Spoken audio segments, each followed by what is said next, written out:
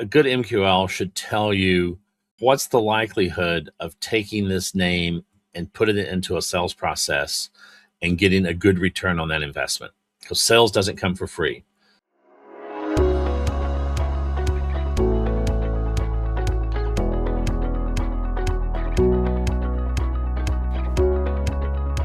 Well, we're back.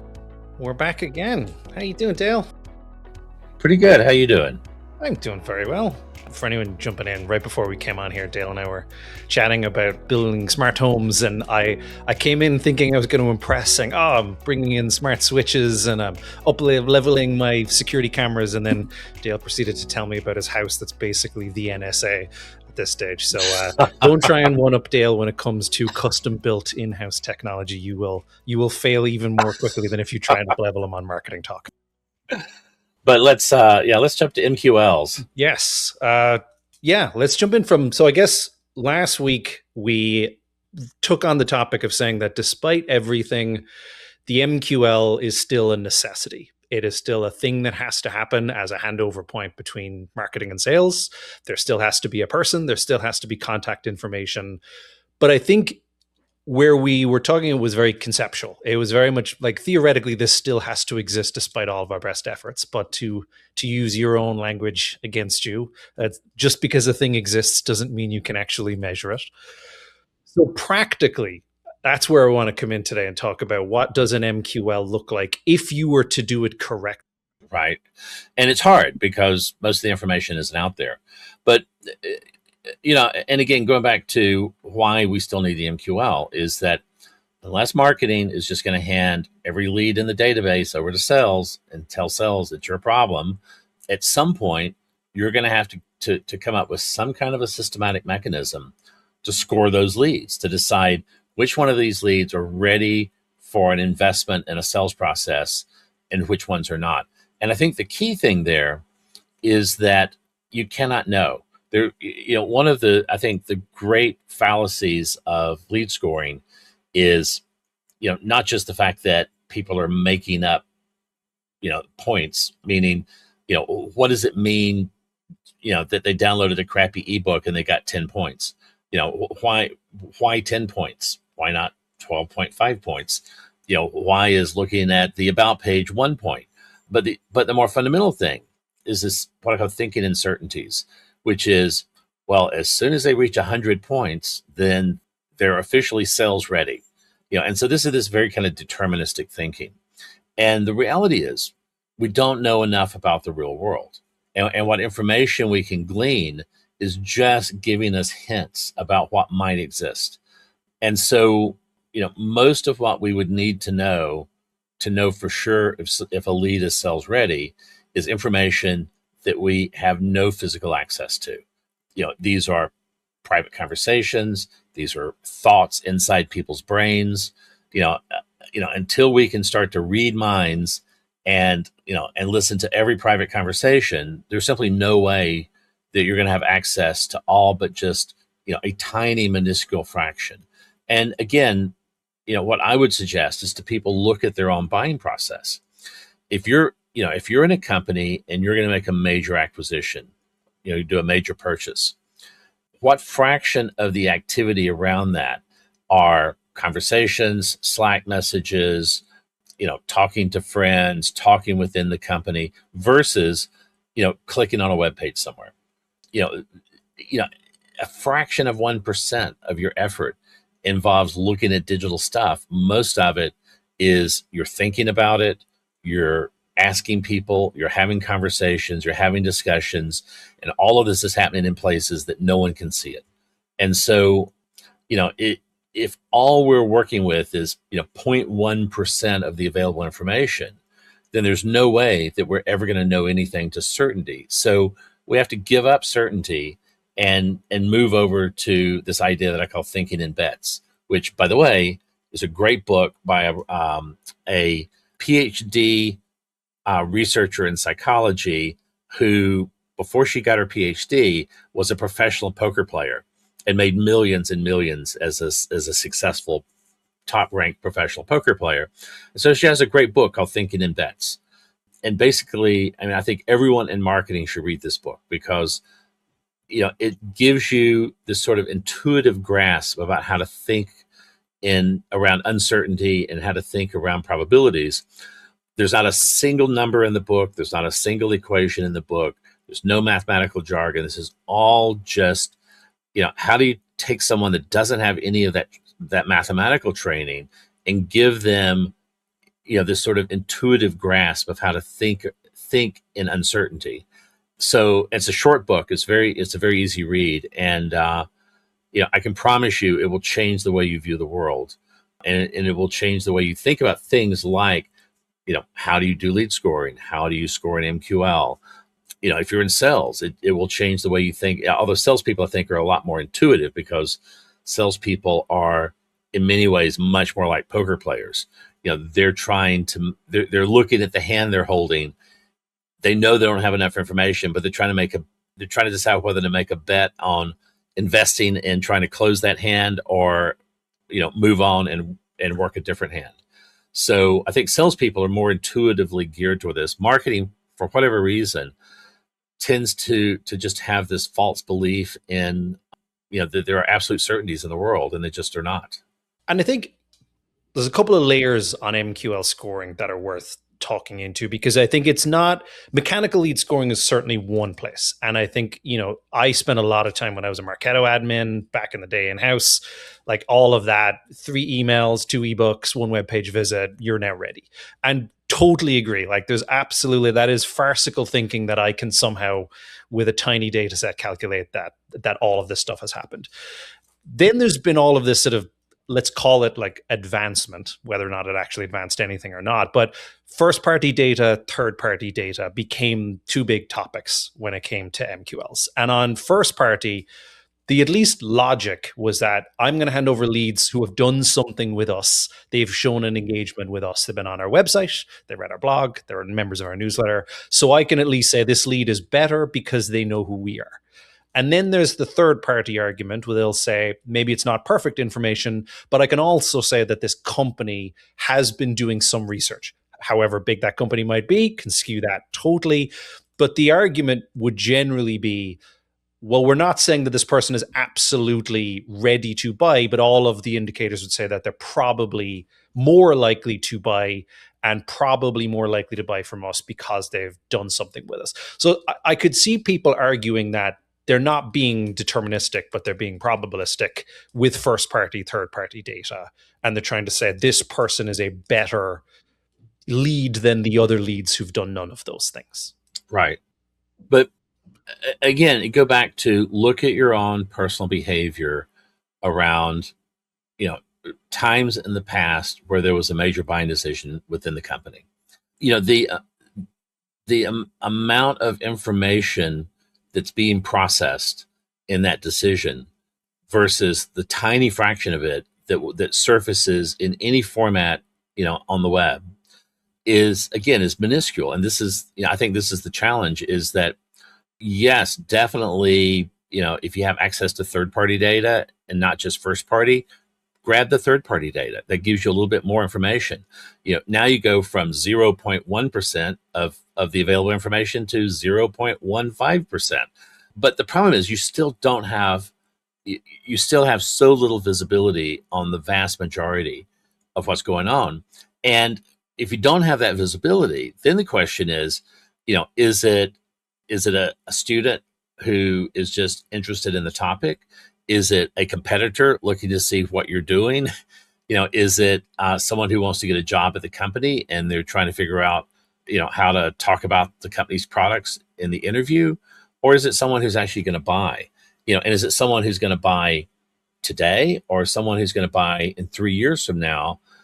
And what they were interested in was getting the answer to a specific question, and Google led them to, your blog. And so, this is the challenge, is knowing what is sitting there in the data set that's been captured is insufficient. And if you look at sort of the 3 of the big sort of, I think, very poorly thought through, but widely talked about alternatives to the MQL, one is the MQA, so marketing qualified account. And again, the intuition is correct that no one person inside the account is going to tell you the full story. You really need to look at, what's the collective activity. But the problem there is that, you're still missing 99.9% of what's actually going on, whether you're looking at one person or 10 people. And there isn't enough additional information. The other one is, which is much more absurd, is the marketing qualified opportunity, which the idea is we're going to do the same lead scoring we do on the for the MQL, but now we're going to only do it for people who are actually on the buying committee. And of course, the problem is, how do you know who's on the buying committee? How do you know a buying committee even exists? Just because 10 people in a company looked at your product page in the last week doesn't mean that's not even an indication that a buying committee exists, much less that who's on it. And so the absurdity of the MQO is that, yes, if I had godlike omniscience and I could see and know all things in real time, then I would be a lot smarter. So in the same way that if my arms had feathers and I could flap them and fly, I would be able to save a lot of time at the airport. So it's all magical thinking. And and then the other one, which is I think insidious and interesting, is the AI QL. So we're going to throw our hands up and just turn it over to this magical AI. And if you look at the people who are pushing this idea of an AI MQL, I mean, one, they clearly are not thinking very deeply about this. Because if you cannot calculate a real number by hand, what makes you think a piece of software is going to be able to do better than what you can do with all of your human reasoning? So usually the argument from the AI crowd is, oh, it can see so much more than what we can see. It can, it can somehow magically see all of these other digital touch points. And so now it has all this much more data to work with to be able to calculate, their intent scores.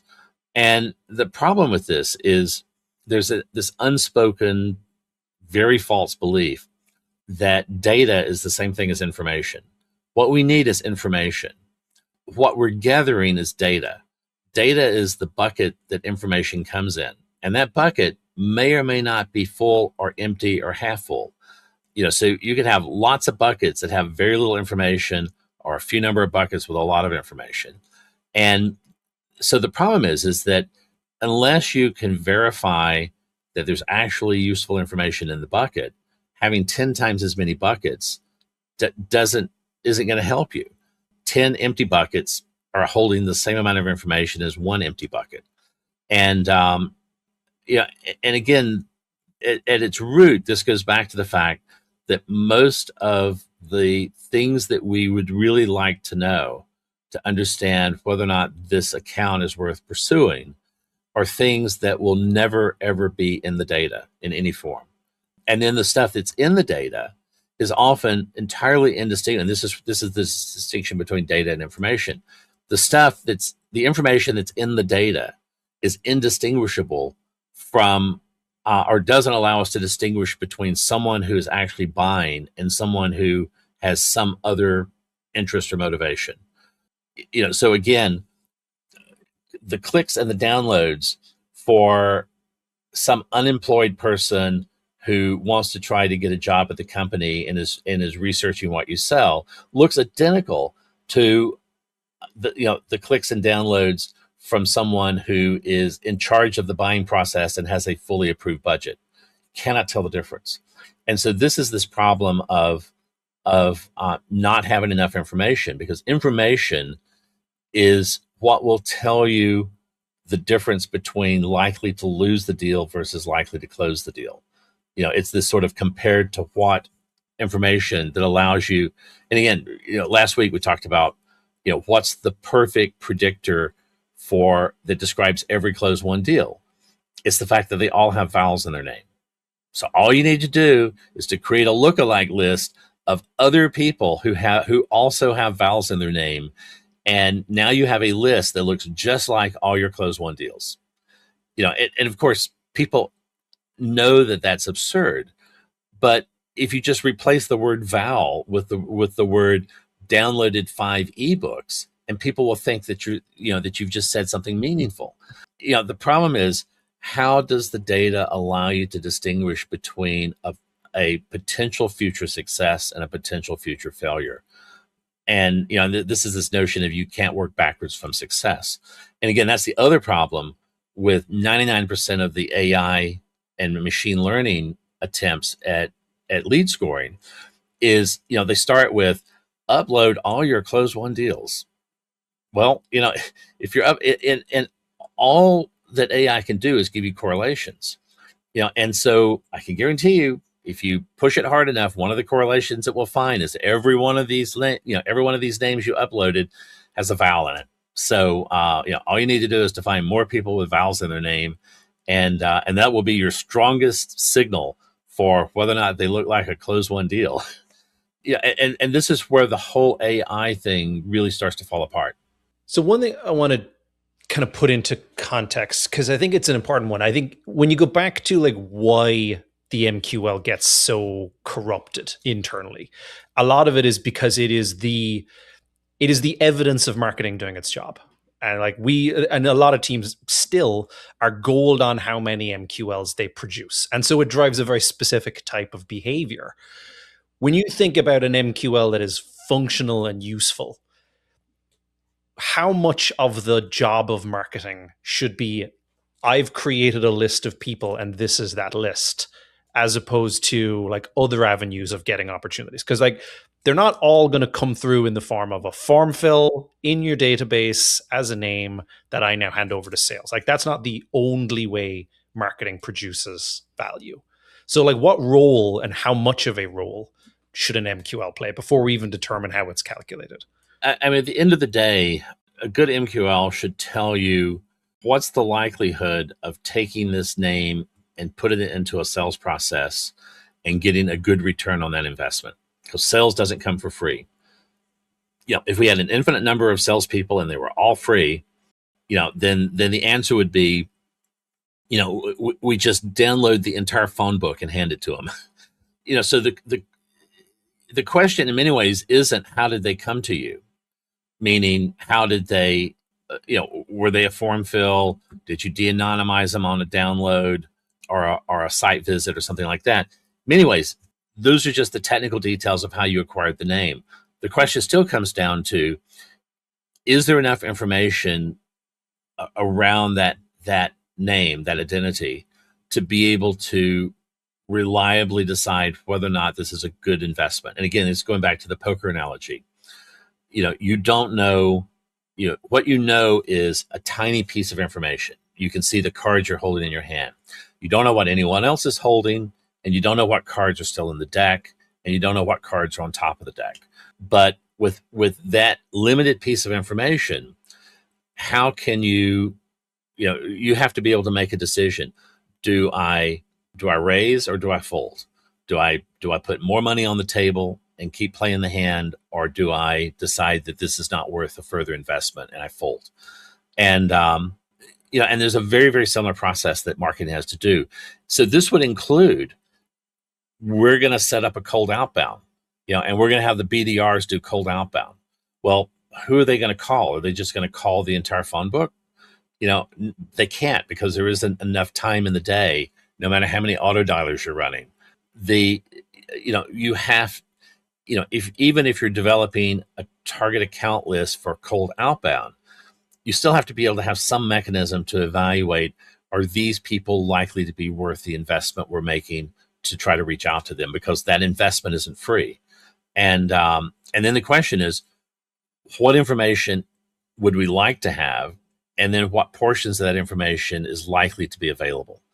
And, and I think those are the high level questions that, that you have to be able to answer to be able to come up with some sort of a reasonable scoring mechanism for leads, however the leads showed up. So I want to put a point on this, because I think the point you are making, it sounds like, is that When we say qualified, what that does not mean is ready, but more likely to be a success.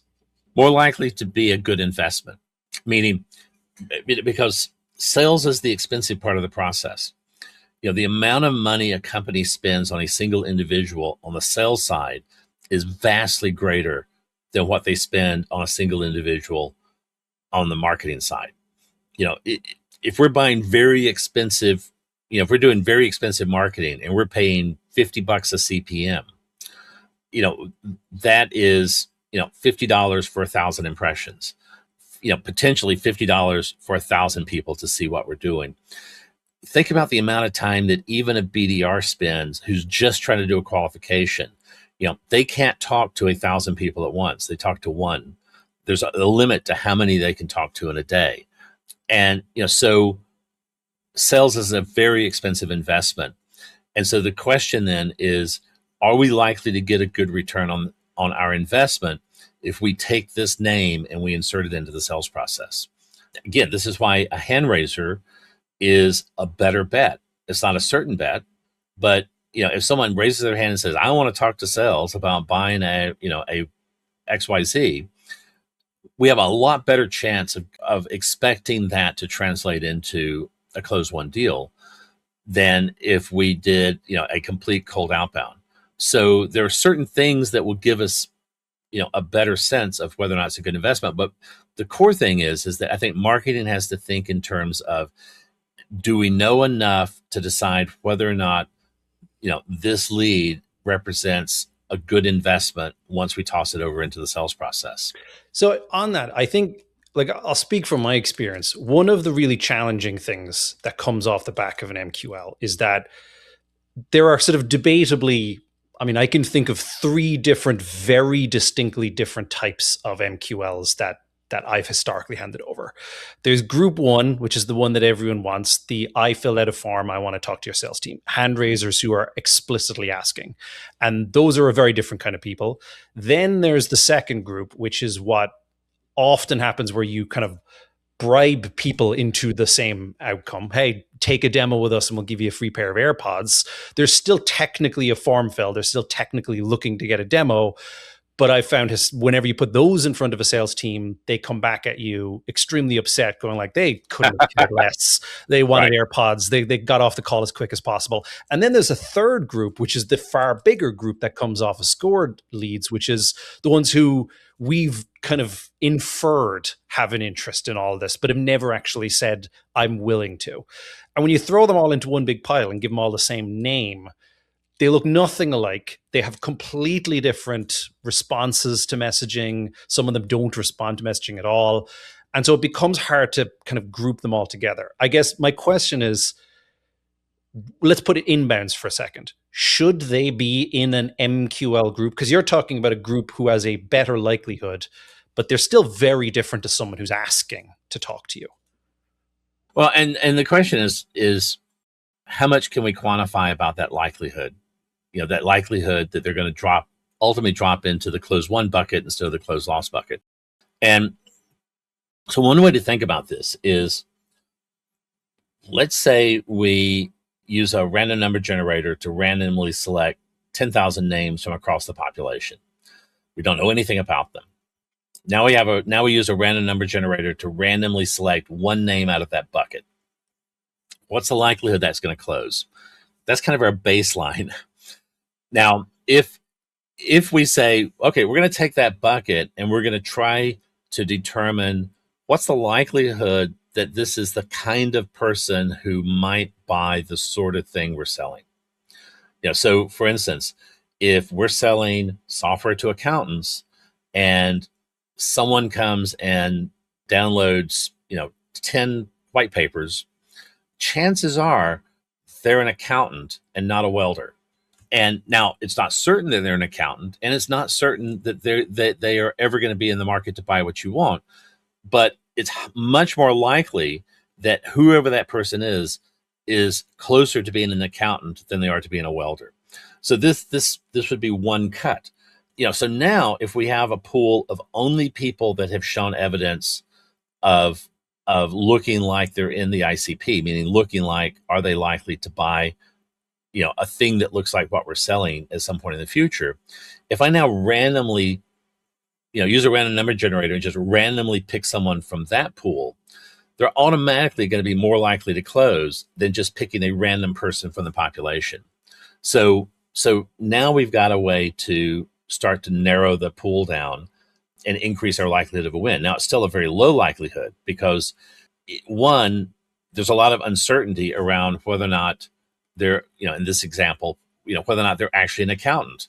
Maybe they're an accounting student. Maybe they're, maybe they're looking to get a job. Maybe they're a salesperson who sells accounting software and they want to try to get a job with you. So they're looking at your stuff. So just because they downloaded 10 white papers doesn't mean they're in your ICP, but it means that they're more likely to be. So, let's say 80% of those are in your ICP. Well, of that 80%, roughly 5% are actually going to be in market to buy. So we still have a fairly low probability. We've got maybe 4% chance. If I just randomly pick someone out of that pool, we have maybe a 4% chance that they are in our ICP and are likely to be ready to buy right now. Again, that's not a very high probability, but it's a lot higher than zero. It's a lot higher than just randomly plucking a name from the general population. And this is this notion of thinking in bets, is that what pieces of information is going to let me make a better decision that, where I'm increasing the likelihood of a good outcome, not that I have certainty. And so again, you think about playing poker. Great poker play. One of the things that you see is that there's a small cadre of highly successful professional poker players. They tend to win over and over again. Why is it that a complete novice just never shows up and suddenly goes to the top of the ranks of poker players? And the answer is that, one, but at the same time, if you look at, even the highest ranked poker player, they will lose most of their hands.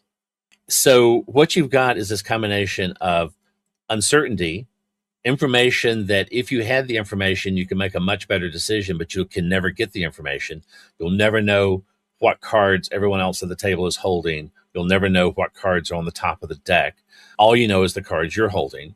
But, with that limited information, then I can apply skill. And so it's a combination of how do we extract the most amount of information from the limited data? That's a skill question, but also understanding that it's still a roll of the dice. There's still no certainty there. Help me try and wrap my brain around something, right? I think there's one floor that is easily understood, which is firmographic, technographic, demographic. Like you're the kind of person who works at the kind of company that buys a product like ours. That part, like, I think, especially if they've submitted information and, whether you want to go down like contact level, de-anonymization or whatever, like, I think there's a lot more confidence that this is a person who is real and works at a real company, or at least I can validate that to some degree. The really murky part is that engagement aspect of it. So like you mentioned, like there's basically this gradient of, someone who reads something is better presumably than someone who has never engaged with us in any capacity. But how do you not fall right back into the, well, then more content consumption makes you better, and I should force feed you as much of it as I can, as quickly as I can, because that will make you better again. Right. How do you avoid that pitfall? So I think one of the issues is, this fraudulent narrative. I mean, and there's not another word for this fraudulent narrative that companies have put forward, where they're selling you engagement data, but calling it intent data. There is no intent data. Intent is an internal state of mind. Until they're sawing the tops of people's heads off and looking down inside their brains, there is no ability to extract intent data. What you're extracting is engagement data. And you're just calling it intent data because you can get credulous people to spend a lot of money buying it. And, but what you're selling is engagement data. The question is, what is the engagement data really telling you? What's the information in that? The information that's in that is things like, this person looked at one of our blog articles and that person looked at 10.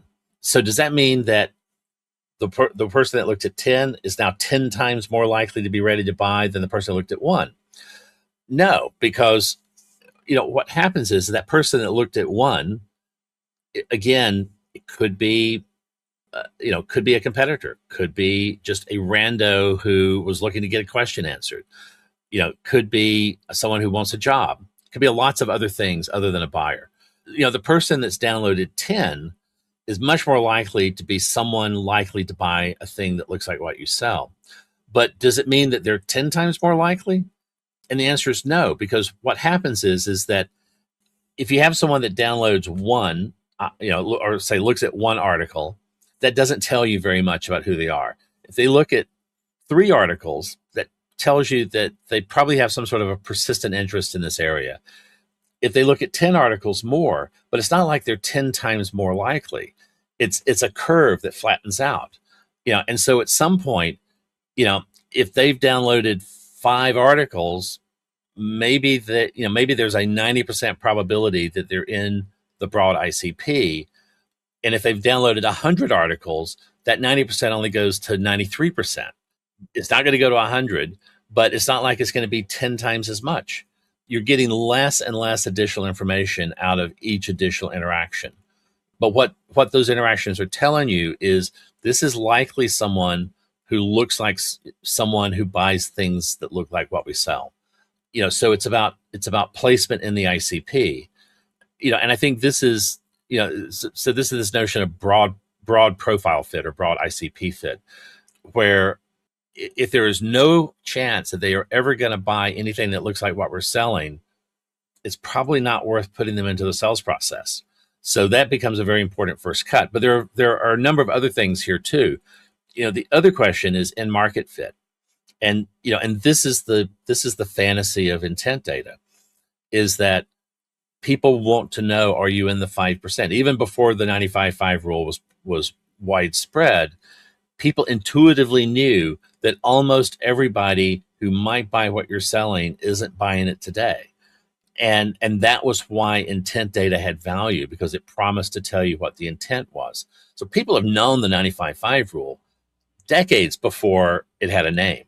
I mean, this is the very reason that intent data exists. I've seen a particularly egregious version of this where I've seen marketing adopt the MEDDIC framework and use it as a checklist before handing over leads. So they would literally try and force people through like questionnaires of like, do you have budget? Do you have authority? Do you have timing? Is there a funded initiative? And it was very similar, ultimately in pursuit of the same goal.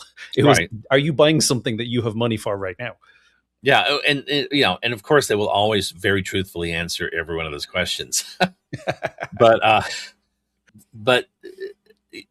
so the big challenge is in market fit, because what's clear from, I mean, the core reason that the MQL is viewed as sort of a failed approach is because it primarily relies on trying to make guesses about whether or not they're in market. And those guesses are based on this false assumption that more engagement equals more intent to buy. Downloading 10 ebooks literally means you're 10 times more likely to buy than downloading 1 ebook. And, and so we want to know if they're in market. The ability to determine that is near zero with the available kind of touch point data that we can hoover up. This is the reason that BDRs are vital, is that a 10-minute conversation with a real person will almost certainly, especially if it's a good BDR, they will almost certainly be able to determine, is this someone that is likely to be in a buying cycle right now? And is it worth passing over to an AE? But the problem is that, the information that BDR can get in a 10-minute conversation is 1,000-fold greater than all of the touch point data that we can gather digitally. And so again, this goes back to this idea that data is the bucket that information comes in. And if you have 10 times as many buckets, but they're all empty, you don't have 10 times as much useful information. So there's still, I think that the question of in market is still something that has to be decided within the sales process, that marketing simply doesn't have access to sufficient information. And this goes all the way to hand raisers. Now, a hand raiser is a pretty good bet, but not a certain bet. But, I cannot tell you how many times from working inside large companies that, I saw a deal where procurement said you had to have 7 bids. We already know who we want to buy. We might be talked into, this alternative choice, but we're about 90% certain we're going to buy from this company. But we got to go out and just find, 5 randos that we can get them to jump through the hoops to, get their salespeople to jump through the hoops and give us bids so that we can give it to procurement so that procurement will get off our back and, and approve the deal, but we're going to make sure that whatever those vendors give us is not going to pass procurement because we have zero intentions of buying from them. So just because you're a hand raiser doesn't mean that there is a single iota of actual buying intent there. Just because they're setting up multiple meetings with your salesperson doesn't mean there's buying intent. There can be completely different motivations for having those sales conversations that have utterly nothing to do with buying. And again, MEDDIC doesn't help you. Even if there's budget, even if there's, immediacy, even if there's, all of those things can be in place and they're still not going to buy from you because they never intended to. And so, even a hand raiser is a low probability. And again, you go back to poker, you can be holding what looks like a really good hand and still lose that round if someone else has a better hand. But you're never going to know that they have a better hand unless, you raise and then everyone shows their cards. And so, again, this goes back to this idea of thinking in bets. So I'm curious on that because I think one of the big areas where this all fails on an MQL is in the promise to sales. Because for so long it was, these are ready. Oh, they're hot leads. Like they're ready to go. You just need to just scoop them up and everything's yours. And then when that doesn't come true, there's that. The fish are literally jumping in the boat. Oh yeah. It's just all you have to do is land it. You just grab a net, it's yours. And I think that, so like what you're describing is a very different narrative. I think like the BDR qualification gate essentially is kind of the safety part before it gets to the expensive sales team. But then like, I guess when you say this lead is qualified, especially when you say that there's this like wide span where like it doesn't get progressive, like it doesn't get exponentially more valuable the more stuff they do. Right. They're like, because for example, when I used to hand leads over, I used to have 2 groups. One was like the qualified leads who'd hit the threshold. And then there was this other bucket that were just marketing engaged leads. And I would frame it as they're doing stuff and they're doing stuff with relative recency. Go fishing. If you feel like it, look in there, see are their names. These are the kinds of people you want to talk to. Reach out to them. I'm not guaranteeing anything, but they're there. It sounds like what you're describing is much more that group than they're now at a point where I'm communicating to sales that they are ready for something. But if you look at stuff like the Gartner benchmark data for the B2B sales process, they've been running these surveys for years and years now. The rate at which leads become MQLs and MQLs become sales qualified, and then sales qualified becomes sales opportunities, and then become closed won or closed loss, that would indicate that essentially all of the leads that marketing is passing over as an MQL is doing little more than successfully narrowing down to people who are in the broad ICP. And, so the reality is that the whole narrative about, these are hot leads ready to buy today is complete fantasy, that you don't have enough information to make that statement. That all of the leads are essentially, I'm pretty sure this is someone who, at some point will buy something that looks like what we have, but they're not ready, but I don't know whether or not they're ready to buy today. Pretty much everything that marketing has falls in that category simply because you don't have enough information to know more. And again, I would say even the hand raisers that, you are, especially if you're a small brand, it is far more likely that most of those hand raisers are not going to turn into closed won deals. So again, it's like, being the poker player. That hand raiser is like holding what you think is a pretty good hand, but there can still be other people at the table that are holding a better hand, and you're still not going to be able to get the deal. And but you're not going to know that, but it's probably worth raising and playing the hand out. So that hand raiser is probably enough more likely to close versus your other options of people to talk to, that it's still worth moving those to the top of the list, not because you have any evidence there's actually buying intent. And this goes to a second point, this thing I call consideration set eligibility, which is sort of a complicated term. But just because someone is likely to buy a thing that looks like what we're selling, and just because they're actually in market right now, and meet the criteria, have budget, have urgency, have need, that doesn't mean that they're in the least bit prepared to buy from someone who looks like you. And that's this notion of consideration set eligibility. You still have to qualify into the consideration set. And there are lots and lots of reasons why you might qualify in or qualify out, even though you're selling something that looks just like what they're about to buy, or at least you think it looks just like it. And a lot of this some of this is the product, and some of this goes beyond the product. So for instance, if you need, if you're buying a CRM, it's always a good example. If you're buying a CRM and you're a major medical center and your CRM has to be HIPAA compliant, someone could have a perfectly good CRM that just isn't HIPAA compliant, and they will never have eligibility to go into the consideration set. Doesn't matter how good the product is. The other issue is that you could have a superior product, but they don't trust the company. And, so something that has nothing to do with the product at all. And the classic example that I always bring up is HubSpot versus Salesforce. HubSpot, it has about 35% overall market share. Salesforce has about 35% overall market share. HubSpot has about 7%. That's in the overall market. But in the Fortune 1000, HubSpot has 85% market share, with Microsoft coming in right behind them at about 10% or so. But HubSpot only has 0.4% market share in the Fortune 1000.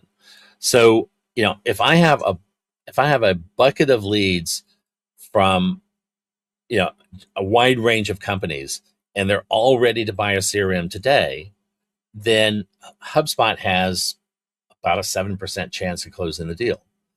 But if that same bucket of leads are only from Fortune 1000 companies, HubSpot now has, less than 0.5% chance of closing the deal. So the question isn't just, are they likely to buy? Are they ready to buy? But are they likely to buy from someone who looks like you? And this has to play into any sort of a qualification. The other thing is this idea of what I call conditional win probability. So let's say we met all these criteria. They're willing to consider, they're ready to buy, they're in the market, and they're willing to consider us. And we're competing with another company that is, has an absolutely equivalent product, and that same lead is looking at this other company. We can still lose that deal, not because they weren't willing to buy from us, but because we weren't prepared to sell to them. And this is a much more subtle thing, but it comes down to, it's not just what marketing does, it's what the skills that exist within the sales organization have. So again, you could have two essentially identical companies selling identical products. One of these companies could be really, really good at selling to government and healthcare accounts, because they've really mastered the art of selling, into organizations with highly complex procurement processes. They really know how to jump through the hoops. This other company is completely incompetent at that, but they're really good at selling to, say, industrials and manufacturing. So, just because someone is equally likely to buy from either one of the companies, two different suppliers will likely not be equally capable of selling to that lead. And ideally, you'd like to be able to take that into account as well. And again, one of the things that I always say is that sales teams tend to double down on their past success. They figured out how to close a certain type of deal. That'll give them the confidence to go after more of those deals, and the more they go after, the better they get at closing certain types of deals. But the net effect is that for some sales teams, every day is leg day, and for others, every day is arm day, and you get these very distorted looking bodies after a while. But sales teams tend to be particularly good at selling to certain types of accounts, and so it's not enough to know, are they likely to buy from you, but am I handing the sales team something that they're likely to be capable of closing? That that needs to be in there as well. And then I think the last piece is we could have two separate leads that we're passing to sales. Both of these leads they're in the ICP, they're ready to buy, they have budget, and they're both equally likely to buy from us.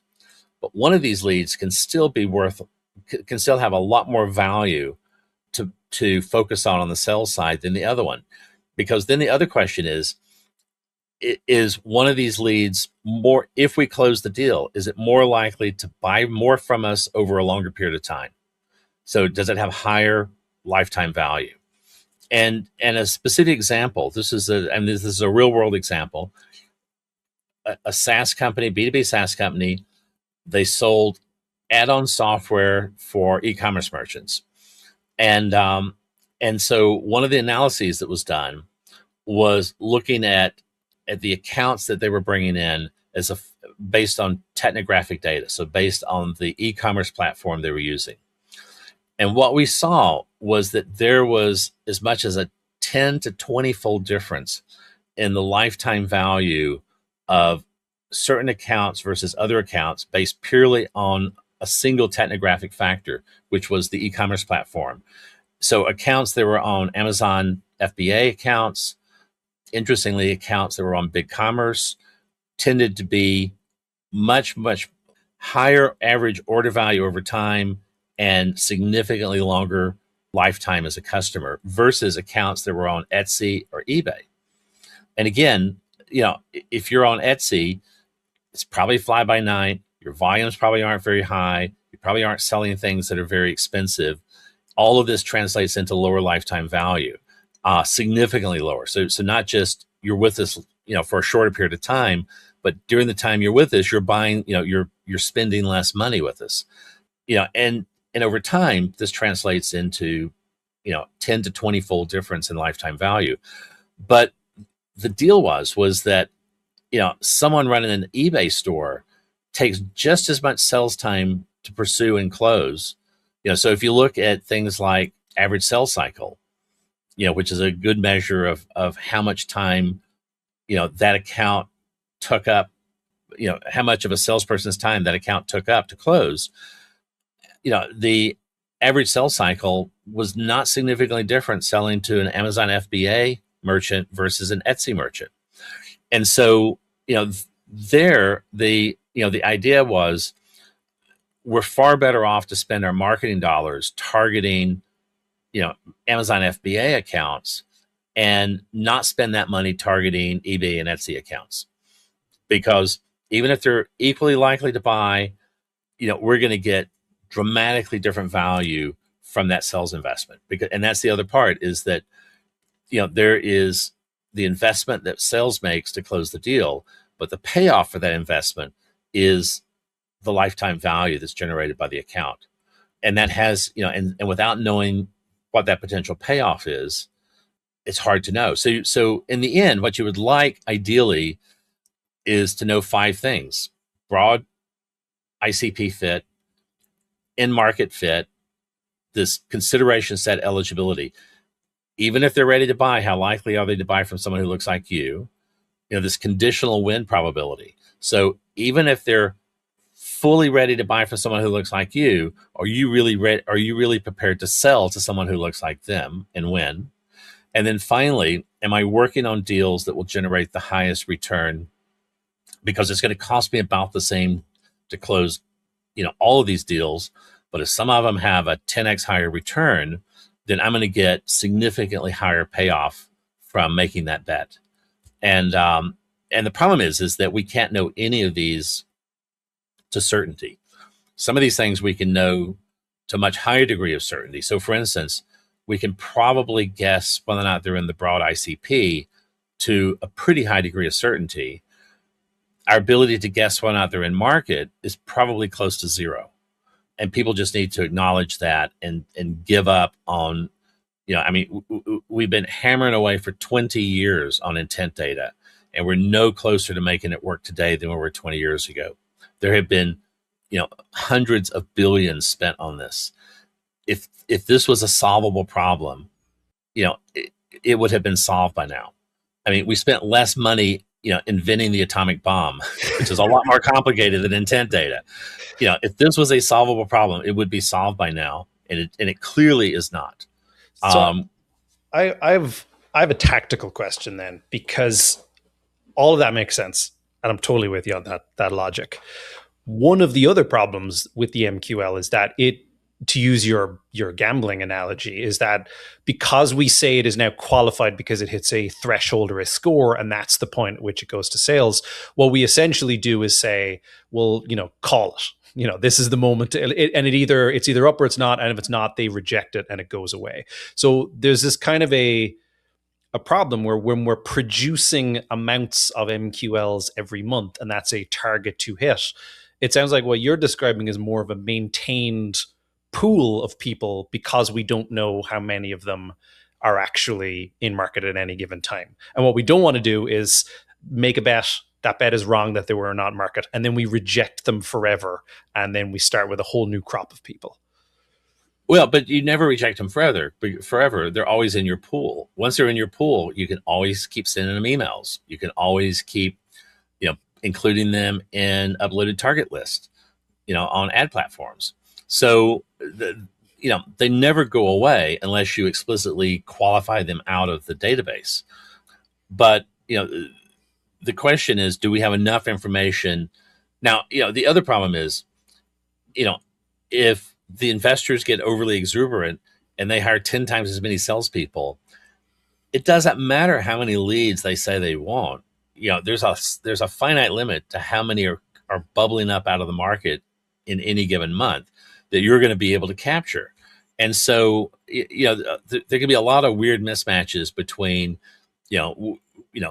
we hired all these salespeople and now we need 1,000 leads a month, and you guys can only give us 200. Maybe you need a smaller sales team. And, so there are higher level conversations around some of that. But one of the things that comes out of all of this, we go back to kind of the 5 broad things that we would ideally like. On each of these, we've got some level of ability to know, ability to extract information from the available data. But one of the things that's clear about this is that most of these qualifications are unique to a particular company. What looks like a high value lead, for us is not at all going to look like a high value lead to one of our direct competitors.